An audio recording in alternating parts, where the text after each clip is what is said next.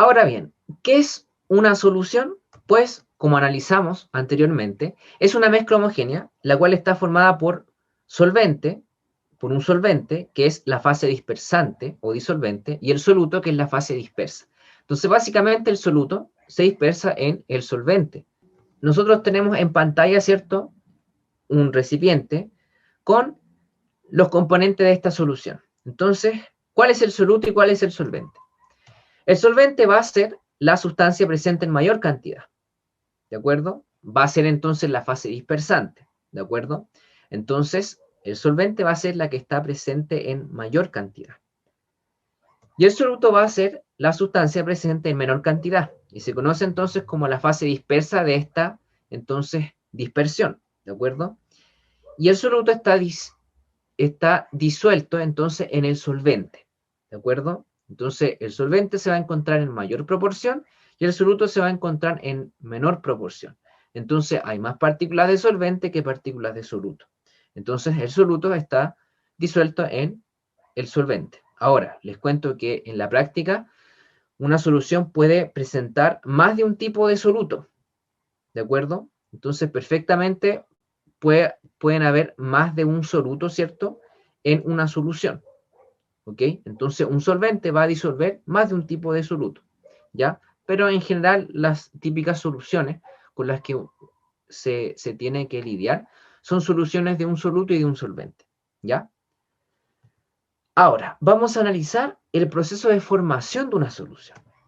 Entonces, imaginemos que tenemos una muestra, ¿cierto?, con el, entonces, solvente puro a la izquierda, y tenemos otra muestra, ¿cierto?, en otro recipiente, donde tenemos el solvente, corrección, el soluto puro, ¿ya? Entonces, ¿qué es lo que va a ocurrir como primeros pasos, ¿cierto?, en el proceso de formación de una solución? Lo primero que debe ocurrir es la ruptura de interacciones entre partículas de solvente, que es lo que se está apreciando en pantalla. Y lo segundo, la ruptura de interacciones entre partículas de soluto, ¿ok? Tiene sentido, ¿cierto? Porque si nosotros tenemos solvente puro y tenemos soluto puro, o sea, solo solvente y solo soluto, ¿ya? Para que se forme una solución, se deben romper interacciones entre las partículas de solvente y entre las partículas de soluto, ¿ok? Y el tercer paso es el proceso de mezcla.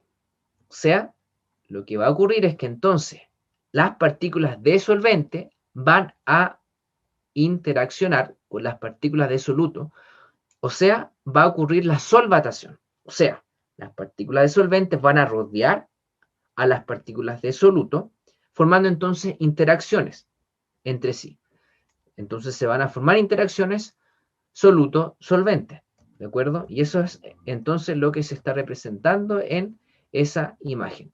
Importante es que ustedes sepan entonces que la separación de partículas de solvente y la separación de partículas de soluto son pasos endotérmicos. ¿Qué significa eso? Que se debe aplicar calor, energía en forma de calor, al sistema, ¿de acuerdo? Tiene sentido, ¿cierto? Para poder romper interacciones entre las partículas, se debe aplicar energía, y esa energía va a ser en forma de calor. Entonces son procesos endotérmicos, ¿de acuerdo? Entonces, la ruptura de interacciones entre partículas de solvente y entre partículas de soluto es un proceso endotérmico, requiere energía en forma de calor, siempre, ¿de acuerdo? Ahora bien, algo también súper importante que lo sepan, es que en el proceso de mezcla se incrementa el desorden del sistema. Es equivalente a decir, se incrementa la, entre comillas, entropía del sistema. Si bien entropía no es sinónimo de desorden, pero clásicamente asociamos al desorden con entropía, pero sepan que en realidad no son sinónimos. Pero lo que ocurre, ¿cierto?, al formarse una solución es que se incrementa el desorden del sistema, se va a incrementar la entropía del sistema. Y siempre va a suceder esto. ¿Por qué? Porque al formarse interacciones soluto-solvente, ¿ya? Resulta que va a, digamos, incrementar el desorden del sistema, ¿de acuerdo? Porque si comparamos la solución con el solvente y con el soluto puro, ¿ya?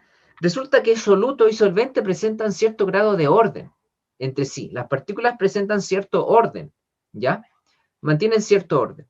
Pero en la solución ese orden se rompe, ¿ya?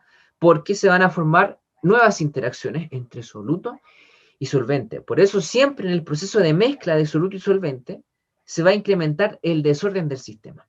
¿De acuerdo? Entonces, moraleja, para que se forme una solución, se deben romper interacciones entre las partículas de solvente, paso 1, y entre las partículas de soluto, paso 2. Ambos procesos son endotérmicos. Para romper interacciones se debe aplicar energía en forma de calor, ¿de acuerdo? Y el tercer paso es el proceso de mezcla de soluto y solvente, que es un proceso siempre, ¿cierto?, en el que se incrementa el desorden. Se van a formar interacciones soluto y solvente, entonces se va a incrementar el desorden del sistema.